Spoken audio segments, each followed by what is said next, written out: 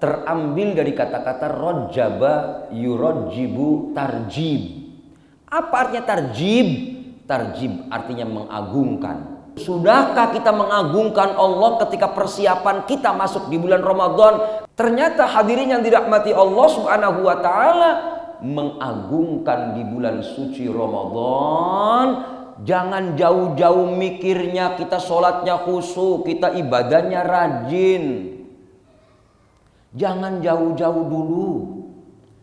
Mengagungkan Allah adalah yang paling mudah. Agungkan bini kita, agungkan anak kita, agungkan tetangga kita, agungkan teman kita.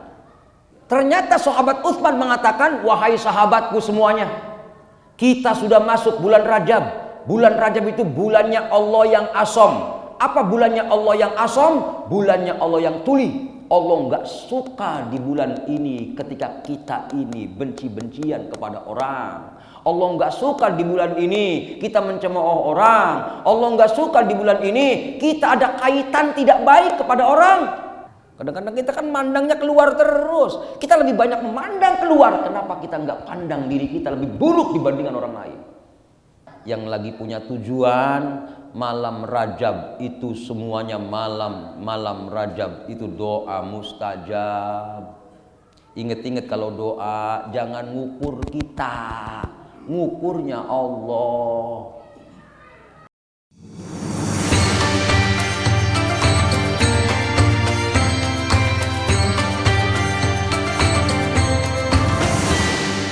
Innal hamdalillah nahmaduhu wa nasta'inuhu wa nastaghfiruhu wa nastahdihi wa natubu ilaihi wa natawakkalu alaihi wa na'udzu billahi min syururi anfusina wa min sayyiati a'malina. May yahdillahu fala mudilla lahu wa may yudlil fala hadiya lahu. Allahumma fasalli wa sallim wa barik wa tarham wa tahannan ala abdika wa rasulika sayyidina wa habibina wa syafi'ina wa maulana Muhammad wa ala alihi wa sahbihi wa man tabi'a hudahu ila yaumil ma'ad. Rabbi shrah li sadri wa yassir li amri wahlul 'uqdatam min lisani yafqahu qawli. Subhanaka la ilma lana illa ma 'allamtana innaka antal alimul hakim. Bapak Ibu yang dirahmati Allah Subhanahu wa taala, alhamdulillah kita masih disayang Allah Subhanahu wa ta'ala. Bukti kasih sayang Allah Subhanahu wa ta'ala kepada kita, kita masih dihadirkan oleh Allah Subhanahu wa ta'ala di tempat yang paling mulia yang Allah ciptakan di dalam belahan bumi ini. Mudah-mudahan ketika Allah Subhanahu wa ta'ala sudah tempatkan kita di tempat yang paling mulia, hati kita tidak merasa mulia, tapi kita semakin banyak menangis, semakin merasa rendah, semakin merasa hina di hadapan Allah Subhanahu wa ta'ala. Ketika orang ingin beragama dengan baik, menurut para hukama, wasalamatuddin bis sholati ala khairil anam, kita akan menjadi orang yang selamat dalam urusan agama. Syaratnya cuma mutlak satu, perbanyaklah sholawat kepada Rasulullah Muhammad sallallahu alaihi wasallam. Kita awali ta'lim kita dengan baca sholawat sama-sama. Salatullah salamullah ala rasulillah.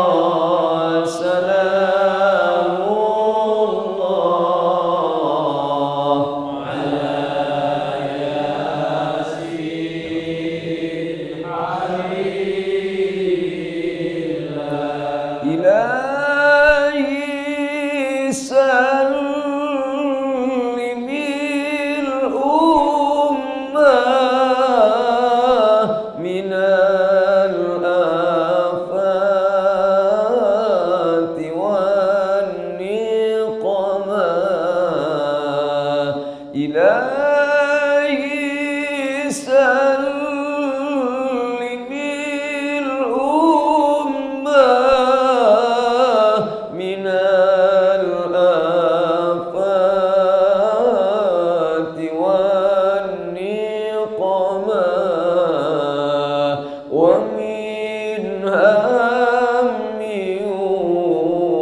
ومنهم ما بأهل البدر يا الله صلاة الله صلاة الله على ياسين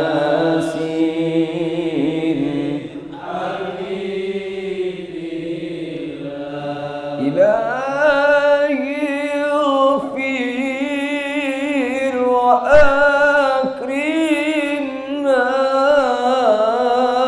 بنيل مطالب منا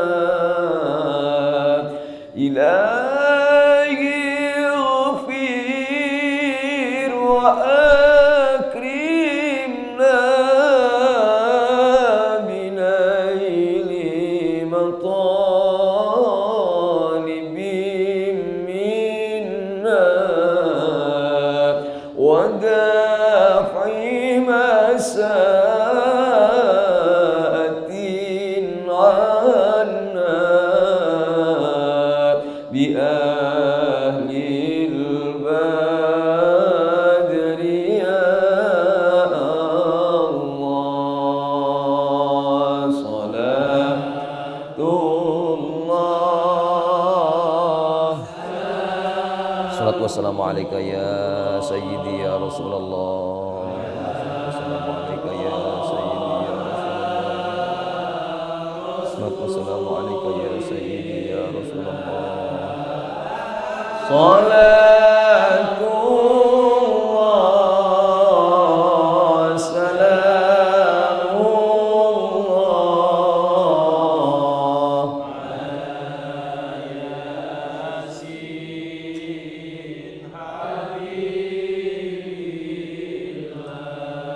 اللهم صل وسلم وبارك عليه. Hadirin yang dirahmati Allah, setiap kali ngaji diusahakan diawali sholawat dulu. Mau ngaji Quran kayak mau apa kayak sholawatan be dulu. Kenapa? Masya Allah. Di dalam kebiasaan Imamul Ghazali dalam kitab Mukasyafatul Qulub, ini saya baca kitab Mukasyafatul Qulub. Beliau Imamul Ghazali setiap bab, awal bab selalu mencantumkan hadis sholawat. Semua bab sholawat semua. Di antaranya saya bacakan hadis tentang sholawat dari bab pertama kitab Mukasyafatul Qulub. Rasulullah Shallallahu Alaihi Wasallam mengatakan, Innallaha ta'ala khalaqa malakan. Sesungguhnya Allah menciptakan malaikat. Lahu janahun. Malaikat itu Allah ciptakan memiliki sayap. Fil masyriqi, di timur. Jadi sayap yang satu Allah ciptakan membentang sampai ke ujung timur. Wa janahun fil maghrib. Dan sayap yang satu membentang sampai ke ujung barat. Ini sayapnya malaikat. Wa ra'suhu tahtal arsy. Kepalanya malaikat Allah ciptakan di atas arsy. Wa rijlahu tahtal ardis sabi'ah. Kakinya malaikat Allah ciptakan ada di bawah bumi yang nomor 7. Bisa dibayangkan, kalau sayap yang satunya ada di paling ujung, Yang satunya ada di paling ujung barat, yang satunya paling ujung timur. Kepalanya ada di atas arsy, kakinya ada di bawah bumi paling bawah. Betapa besarnya malaikat itu. Ya. Wa alaihi bi'adadi khalqillahi ta'ala rishun. Masya Allah. Dan malaikat itu Allah ciptakan punya bulu. Berapa jumlah bulunya malaikat? Bi'adadi khalqillahi ta'ala. Bulunya berjumlah sejumlah bilangan makhluk Allah Subhanahu wa taala.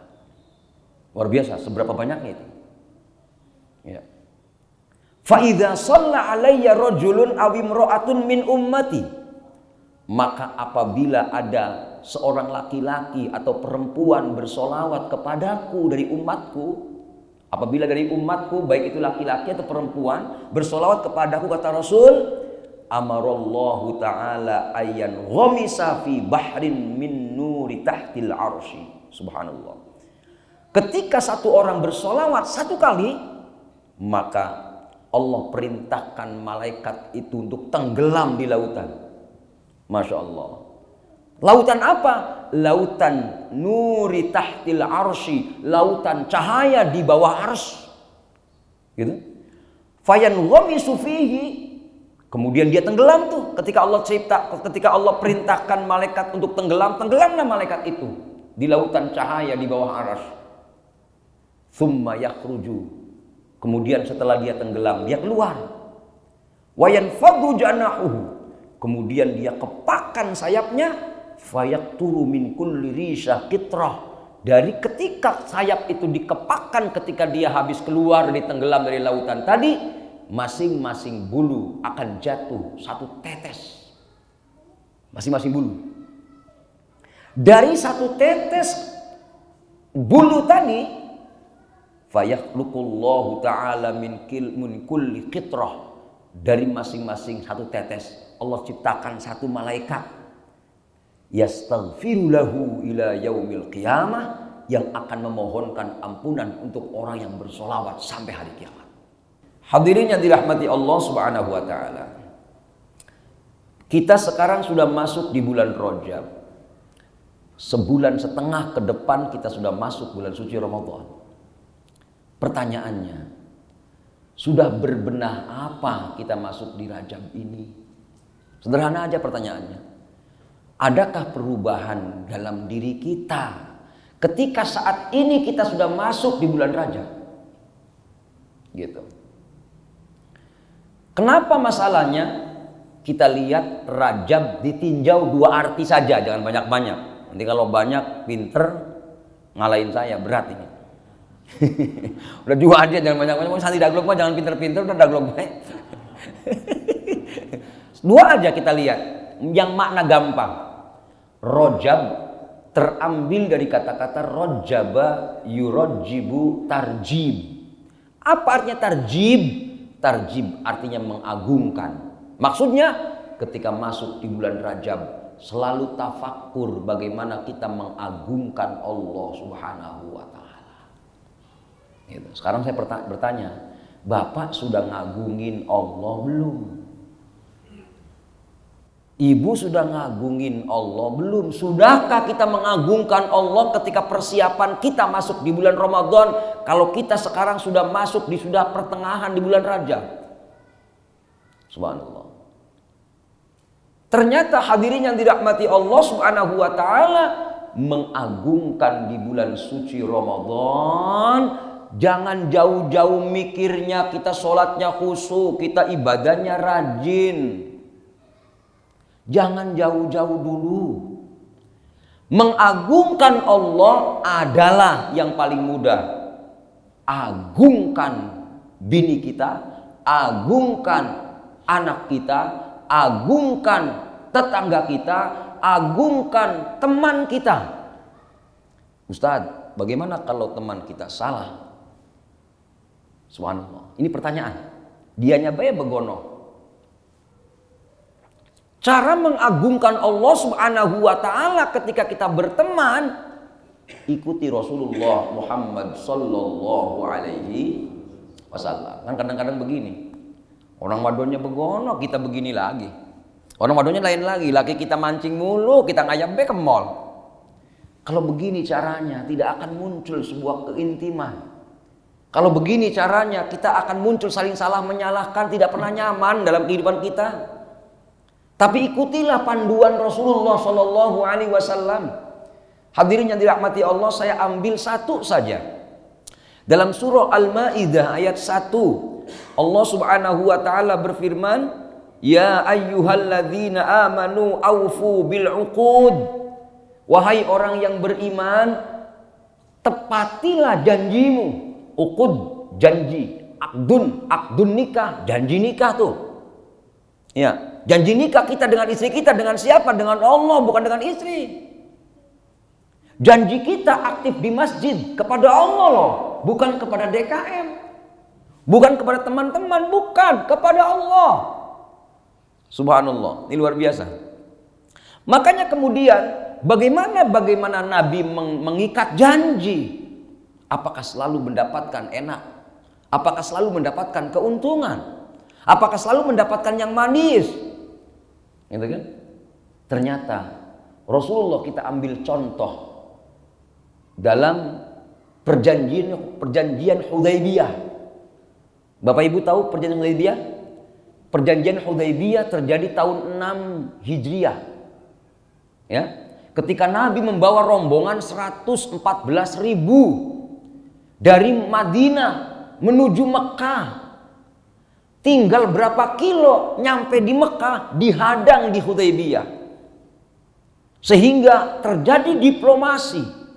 Diplomasi yang terjadi di saat Hudaybiyah, mohon maaf, tidak menguntungkan dan tidak mengenakan. Apa perjanjiannya? Satu, tahun ini orang-orang Islam tidak boleh masuk Masjidil Haram untuk haji atau untuk umroh. Setahun. Ya Allah, kita pandemi begini, haji sudah tertunda 2 kali aja udah gelisah masyarakat. Pandemi ini. Kalau ini masalahnya orang kafir doang. Bahasanya, kenapa nggak perang saja? Kan begitu. Tapi Nabi SAW ketok palu. Oke, 1 tahun kita nggak ke Mekah. Balik lagi, Pak. Sudah nyampe Hudaybiyah. Kalau Hudaybiyah sudah masuk areal dekat Mekah, balik lagi ke Madinah. Nunggu tahun depan. Yang kedua, ketika orang-orang kafir masuk wilayah Islam, maka ketangkep. Maka perjanjiannya dibalikin orang kafirnya ke orang kafir lagi. Tapi sebaliknya, di saat umat Islamnya masuk ke daerah kafir, ketangkap, bunuh dia. Rugi nggak?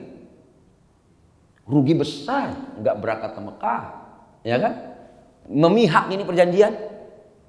Yang ketiga, yang keempatnya, ketika Rasulullah menulis perjanjian, ada bahasa Bismillahirrahmanirrahim. Tuh, dalam suratnya itu Bismillahirrahmanirrahim. Orang kafir nggak mau. Kenapa Bismillahirrahmanirrahim? Pakai aja Bismika Allahumma. Tuh, oke, nggak apa-apa, ganti. Tuh, di bawah suratnya yang mengesahkan surat itu Nabi Muhammad SAW. Ditulis di situ Muhammad Rasulullah. Mereka nggak suka dengan bahasa itu. Tulis Muhammad ibnu Abdillah, Muhammad putra Abdullah. Oke, sahabat Ali marah. Ya Rasulullah, dia melecehkan kita. Ali, diam kau, ikuti aku. Subhanallah. Dilecehkan. Kalau memang mengikat persamaan, jangan ada kebencian, jangan ada pertumpahan darah, jangan ada saling hasud. Cukup kita bersama walaupun dia tidak kita sukai, yang penting kita masih duduk bareng. Ini konsep Islam. Kadang-kadang kan begitu, nggak bisa jihad, takbir, Allahu Akbar, perang Islam sama Islam. Di sini takbir Allahu Akbar, di takbir Allahu Akbar. Subhanallah. Mana mengagungkan Allahnya? Mengagungkan Allah apa mengagunkan egomu? Yang kebanyakan Allah dijual demi egonya. Ini bukan mengagungkan Allah, ikuti Rasul. Subhanallah. Bapak Ibu yang dirahmati Allah. Apa keuntungan Nabi. Di saat Nabi ngalah banget tadi itu, ngalah banget kan, wah luar biasa. Setahun nggak ke Mekah, ya kan? Ketika orang Islam ketangkep mati, ya kan? Nabi Muhammad tidak diakui Nabi, bahkan Bismillahirrahmanirrahim nggak ditulis Bismillahirrahmanirrahim, Bismillah, Bismika Allahumma. Hati-hati, jangan jual simbol agama untuk kepentingan politik, jangan jual simbol agama untuk kepentingan pribadi. Dia berteriak-teriak kalimat Allah, tapi pada intinya ingin dia jadi orang yang terhormat di mata orang lain. Itu orang munafik namanya. Subhanallah, kadang-kadang kan begitu, menjual taklim, menjual jihad, menjual takbir, hanya kepentingan egonya sendiri, bukan mementingkan kebersamaan. Ya Pak ya, ya Ibu, jangan neko-neko dah, yang penting kita akur ya abangnya, gitu kan, punya anak lagi, gitu kan, syukur-syukur buru-buru punya anak laki-laki lagi, gitu kan. Gitu loh, yang enak-enak aja hidup itu, gitu loh. Yang enak-enak aja. Kadang-kadang kan begitu, baru ngaji cuman ikro doangan, belagu banget. Allahu Akbar. Sotoy banget. Ini kan banyak-banyaknya kayak gini, banyak banget soalnya. Simbol-simbol agama untuk dijual, bukan untuk kemenangan Allah. Ada yang ngomong kayak gini, Ustaz, nanti kalau begitu kita Islam seolah-olah kalah. Mohon maaf, tidak ada istilah Islam kalah dan menang. Islam pasti menang. Buktinya apa? Sampai kiamat pemeluk Islam tidak mungkin paling sedikit, pasti paling banyak. Itu dijamin oleh Allah Subhanahu wa taala dalam Al-Qur'an. Islam menang bukan karena lu. Islam hebat bukan karena pala lu pehang, begitu kan? Kadang-kadang kan ngakunya kalau bukan gua kak siapa lagi? Lalu siapa emangnya tong? Ngerti gak maksudnya? Subhanallah. Jaminan Islam itu ya'li wa la yu'la alaih. Gitu. Cuman hebatnya hadirin, ini dia Bapak Ibu, kalau kita pengen enak di rumah, pengen enak di masyarakat, Masya Allah, tanamkan akhlak Rasul. Lebih baik kita ini tidak terhormat di mata orang, kita diinjak oleh orang, yang penting akur, titik. Kadang-kadang kan gara-gara nginjek kaki doang sholat, orang beres tetangga kita. Gara-gara nginjek kaki. Subhanallah, mana kebersamaannya? Padahal dia setia bikin masjid satu untuk bersama-sama, tapi kenapa saling injek? Ya kan? Harusnya udah deh, nggak usah pakai ngomong macam-macam. Anda jangan ngaku jihad, kumpul lahu tempat kita ngaji bareng, sholat bareng, rapi urusan. Ya kan? Antara kita diinjak atau menginjak itu nasib masing-masing. Ya kan? Nasib lu baik, emang orang enak baik keinjak nih urusannya. Betul kan kira-kira Pak? Masya Allah. Hadirin yang dirahmati Allah. Tapi yang pasti hadirin, hadiah Nabi Muhammad dalam surah Al-Maidah ayat 1 tadi yang saya bacakan. Ya ayyuhalladzina amanu aufu bil uqud. Wahai orang yang beriman, penuhi janjimu. Walaupun janji di Hudaybiyah begitu pahitnya, dipegang sama Nabi kuat-kuat demi kebersamaan.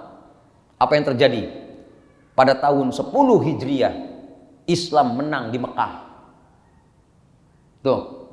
Jadi kemenangan Islam di Mekah diturunkannya idza jaa nasrullahi wal fath, ini bukan dengan perang.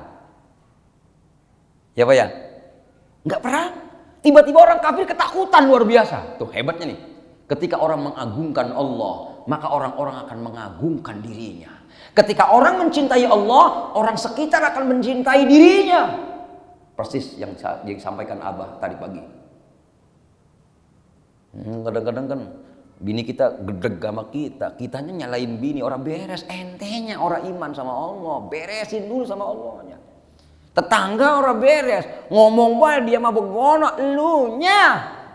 Kadang-kadang kita kan mandangnya keluar terus. Kita lebih banyak memandang keluar. Kenapa kita nggak pandang diri kita lebih buruk dibandingkan orang lain? Mohon maaf nih, saya kasih contoh. Ini kitab unik. Ada sebuah kisah tentang Nabi Daud. Bainama Daud alaihi salam jalisun fi sauma'atin yatlu az-zabur.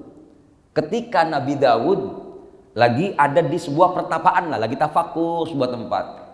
Tiba-tiba idro'a dudatan, tiba-tiba melihat cacing. Begitu ngeliat cacing, ini mohon maaf nih, cacing merah. Di hati Nabi Daud ngomong gini, cacing sih dihidupin sama Allah, fungsinya apa? Kalau udah begitu ngecilin apa gedein? Kalau ngecilin dirinya ngerasa kecil apa ngerasa gede? Tuh, Nabi Daud contohnya nih. Saya baca kitab aja, bukan saya nyalain Nabi Daud, bukan. Saya baca kitab nih. Ketika Nabi Daud ngecilin cacing, subhanallah. Ternyata Nabi Daud ngomong begini, apa sih maunya Allah menciptakan cacing? Ya, Allah subhanahu wa ta'ala ketika Nabi Daud ngomong seperti itu, Allah izinkan Nabi Daud, cacing ngobrol sama Nabi Daud. Cacing ngomong, ya kan? Subhanallah. Sama saja kayak kita nyepelin bini. Allah izinkan mulut bini kita lebih hebat ngelawan kita. Itu izin Allah itu. Hai lu, pengen tahu lu dilawan bini orang. Puas lu. Kalau aing mah enggak, dia mah enggak pernah diomelin bini dia mah. Kalau aing mah lain. Ternyata kalau ngaji serius mulu kasihan. Fatakallamat, maka kemudian cacing tadi ngomong, Pak. Artinya kalau ada yang bicara depan kita itu izin Allah loh. Jangankan bini kita, jangan tangga kita, nah kita cacing kalau izin Allah izinkan bisa bicara, bicara cacing. Apa yang dibicarakan cacing? Ya Nabi Allah, wahai Nabi Allah, sehina-hinanya aku di siang hariku Allah beri ilham kepadaku untuk berzikir setiap hari. Subhanallah, walhamdulillah, wala ilaha illallah, wallahu akbar, alfa marrah, 1000 kali. Sehina-hinanya aku, kata cacing, aku berzikir subhanallah, walhamdulillah, wala ilaha illallah, wallahu akbar 1000 kali tiap hari. Cacing yang hina. Subhanallah. Terus sehina-hinanya aku, ini siang-siangnya. Jadi dari cacing tadi dibimbing oleh Allah Subhanahu wa taala setiap siang, sepanjang siang, dari pagi sampai maghrib, dari subuh sampai maghrib itu membaca tasbih 1000 kali. Kemudian cacing tadi di waktu malam Allah kasih ilham untuk bersolawat kepada Nabi Muhammad dengan solawatnya seperti ini. Allahumma sholli ala Muhammadin nabiyil ummi wa ala alihi wa sahbihi wa sallam alfa marrah, 1000 kali. Cacing malamnya bersolawat kepada Nabi 1000 kali, siangnya tasbih kepada Allah 1000 kali. Sehingga cacing tadi berkata kepada Nabi Dawud alaihi salam, ya Nabi Allah, ma taqul hatta astafida minka. Coba terangkan kepadaku kebiasaan hari-harimu apa sehingga aku bisa belajar darimu. Bengong Nabi Daud. Artinya nggak mesti bocah daglong nggak ada manfaatnya, nggak mesti. Alhamdulillah ada bocah daglong mah, ya kan ya. Nggak mesti yang namanya ya recehan nggak ada fungsinya, nggak mesti. Kadang-kadang 1000 aku yang nggak ada cariin, bener gak? Kadang-kadang kita mah lagi duit jutaan 1000 dibuang-buang, begitu kak baik. Saya kemarin ribuan banyak giliran butuh kak. Artinya jangan sepelekan apapun, jangan sepelekan siapapun. Karena bukti orang yang menyepelekan apapun dan siapapun, bukti orang itu tidak mengagungkan Allah Subhanahu wa taala. Hadirin yang dirahmati Allah Subhanahu wa taala, inilah kita siap, Masya Allah, mengagungkan Allah dengan akur dengan siapapun. Jangan lihat dia jelek, jangan lihat dia apa. Dia itu makhluk Allah yang kita siap untuk berjalan bareng, untuk hidup kita di komplek ini dengan nyaman bareng-bareng. Masya Allah, amin Allahumma amin. Nah, jaminannya tadi loh, Mekah menang, Bapak pasti akan ada kemenangan dari Allah, Ibu pasti dapat kemenangan dari Allah. Nabi Muhammad, nih hebatnya Nabi nih. Lihat dalam kisah Fathu Makkah, turunnya idza jaa nasrullahi wal fath. Masya Allah, Ka'bah itu di tempat tawaf, tempat tawaf itu ada berhala jumlahnya 360. Ternyata Nabi Muhammad karena sabar mengikat bersama, mengikat kebersamaan, persatuan, saling asa, saling asuh, saling menyayangi. Subhanallah, diberi hadiah Allah mukjizat. Apa mukjizatnya? Mukjizatnya nunjuk berhala. Cukup dengan membaca satu ayat. Wa qul ja'al haqqu wa zahaqal batil innal batila kana zahuqa. Hancur berhala itu. 360 berhala tunjuk doang. Teng. Teng. Saya baca dalam tafsir Imam Ar-Razi. Kenapa Allah kasih hadiah kepada Nabi Muhammad SAW? Mekah menang tanpa perang. Berhala-berhala dicunduk doang jatuh. Karena hebatnya Nabi. Walaupun dia rugi dalam perjanjian itu, tapi mementingkan sebuah kebersamaan. Dibela oleh Allah Subhanahu wa Ta'ala dengan kemenangan yang nyata. Kalau kita masing-masing pertahankan ego, mohon maaf, apa yang akan kita dapatkan?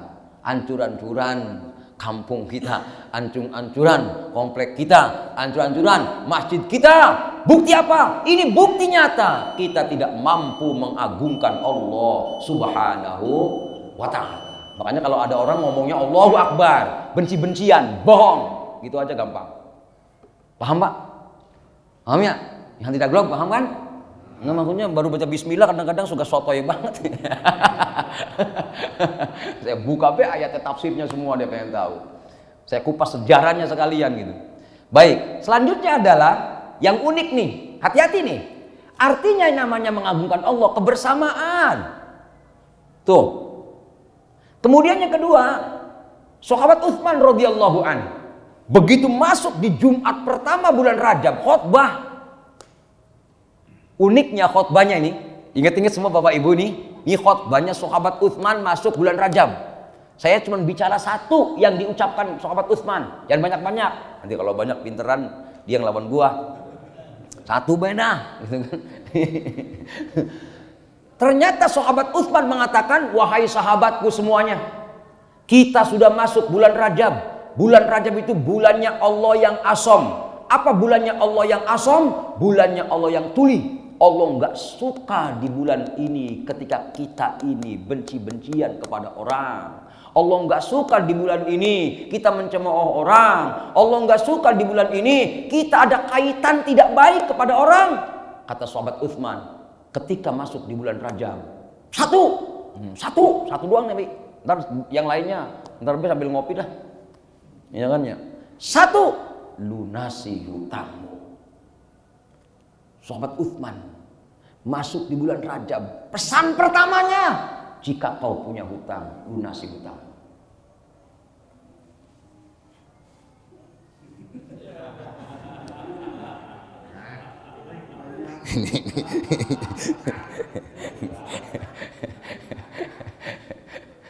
Subhanallah. Kenapa sahabat Utsman ngomong kayak gini? Penasaran saya kan? Saya lacak hadis masalah hutang. Wah, ketemu nih. Sebelum berangkat ke Puri, saya ambil hadis-hadis masalah hutang, piutang. Kenapa sahabat Utsman ngomong seperti itu masuk Rajab? Satu, Rasulullah SAW dari Imam Ahmad radhiyallahu an, jangan kalian meneror diri kalian sendiri. Padahal sebelumnya kalian keadaannya sangat nyaman.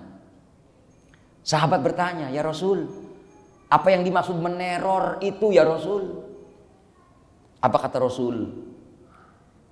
Yang dimaksud meneror adalah hutangmu.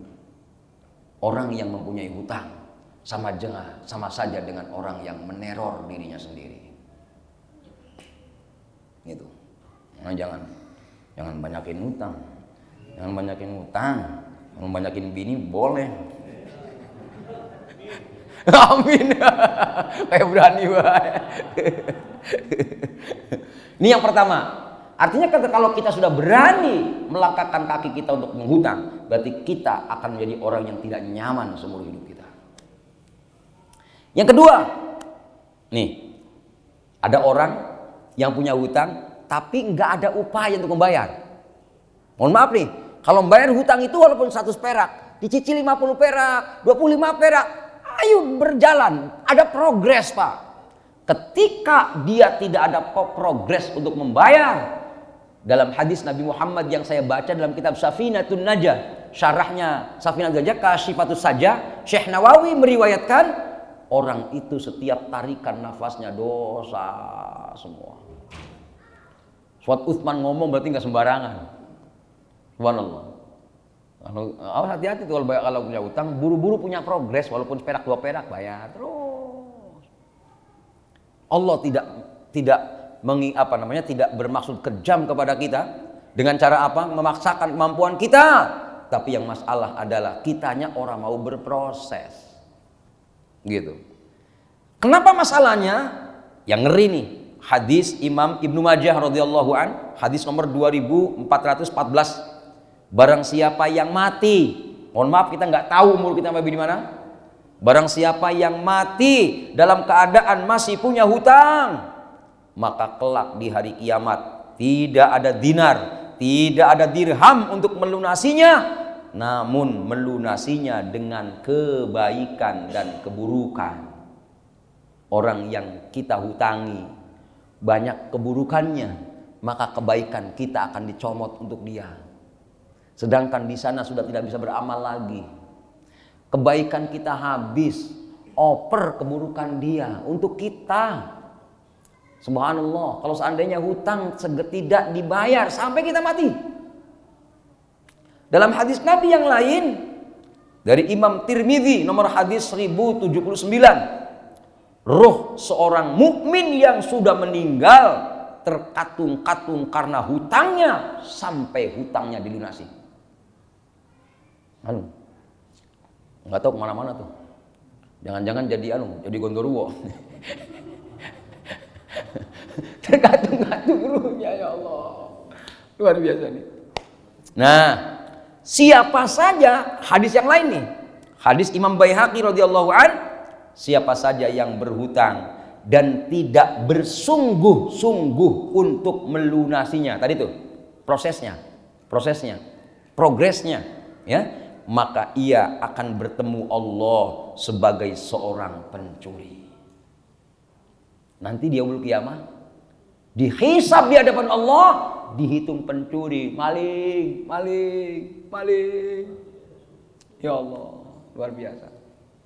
Ya Allah, hadirin yang dirahmati Allah Subhanahu wa taala. Inilah Rajab, artinya ta'zim, mengagungkan Allah Subhanahu wa taala. Ayo berprogres, Pak. Progres bagaimana membina enak. Makanya kalau saya bahasanya jangan sampai dengan siapapun saya retak gara-gara masalah uang. Gitu. Jangan sampai saya tidak enak dengan hubungan siapapun gara-gara duit yang sedikit. Kenapa masalahnya? Ini sudah menunjukkan orang yang tidak bisa mengagungkan Allah Subhanahu wa taala. Yang kedua, Ramadan berarti tarjim. Apa tarjim itu? Tarjim terambil dari kata-kata rojama. Rojama artinya melempar. Tuh. Nah, melempar maksudnya melempar nafsu kita. Tuh.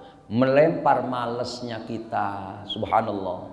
Hadirin, pahala puasa Rajab itu kaitannya ternyata itu termasuk orang-orang yang menyelamatkan jasad.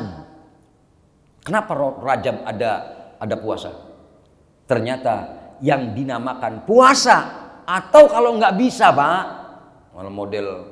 model orang blok F kan orang bisa yang namanya puasa itu. Orang dikit-dikit postingannya udah di grup, makanan lagi, ngumpulnya di pertapaan, ya ini rokoknya banyak, kopinya enak, makanya saya nggak akan terangkan masalah puasa, udah percuma.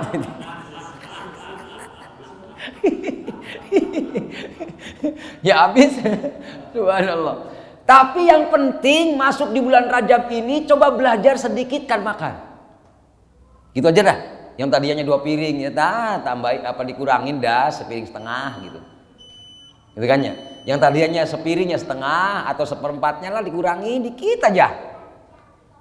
Niatkan kita untuk menyelamatkan jasad kita, karena pendapat ulama hukama mengatakan salamatul jasad fi qillatit ta'am. Selamatnya jasad kita tidak banyak ngikutin nafsu itu karena makannya dikurangi. Sedikit. Ya. Ini ada yang nggak cocok kelihatannya saya terangin begini nih. Wah nggak pas ngaji nih. Artinya kalau nggak puasa ya coba belajar sedikit lah. Tadi malam banyak ya, baginya sedikit. Ntar besoknya lagi kan dikit lagi, terus dikit. Belajar sedikit aja. Kalaupun belum bisa puasa, berproses yang penting. Jangan takut Allah tidak menghargai proses kita. Subhanallah.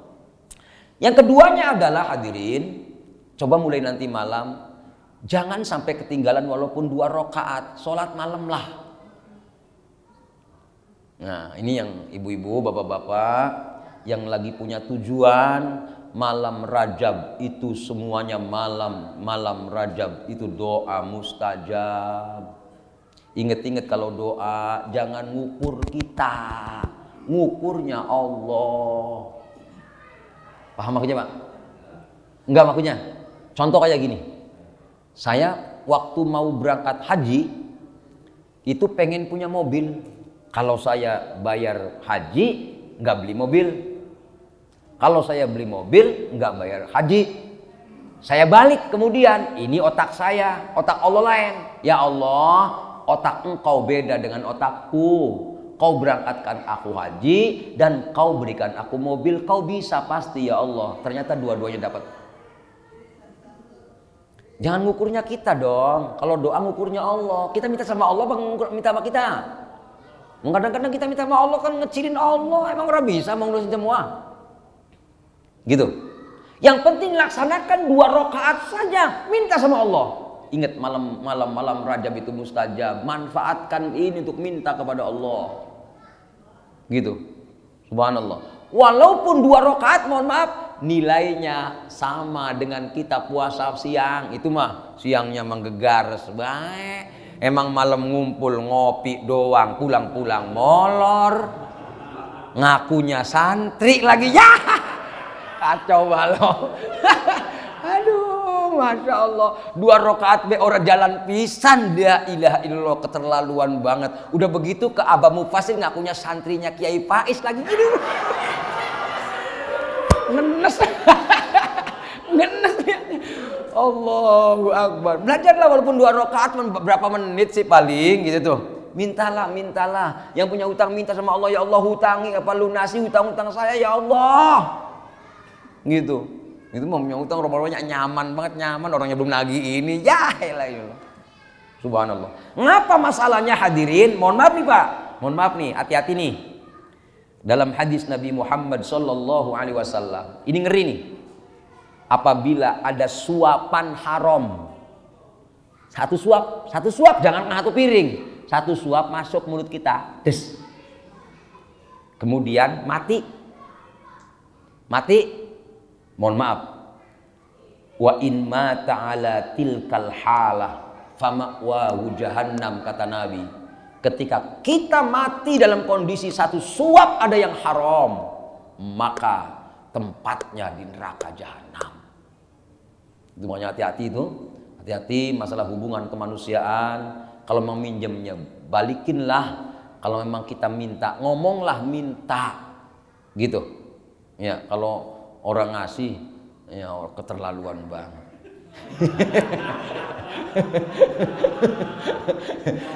Gitu loh.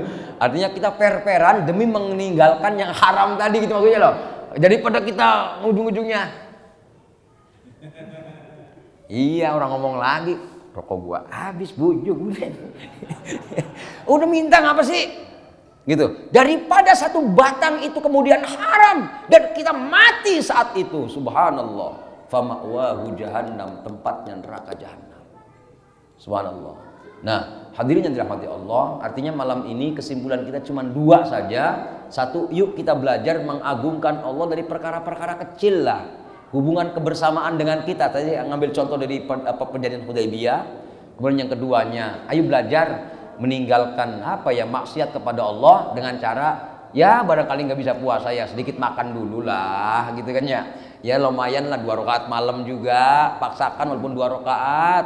Mulai belajar, mulai baca, menghatamkan Quran di bulan Rajab. Kalaupun nggak punya hutang, kata sahabat Utsman, ayo mulai sodakoh, bagikan fakir miskin ketika mereka semua membutuhkan. Inilah orang-orang yang masuk dalam kriteria mengagungkan bulan Rajab. Amin. Allahumma amin. Sekian saja, mudah-mudahan ada manfaatnya walaupun sedikit. Wabillahi taufik wal hidayah wal afwu minkum. Wassalamualaikum warahmatullahi wabarakatuh.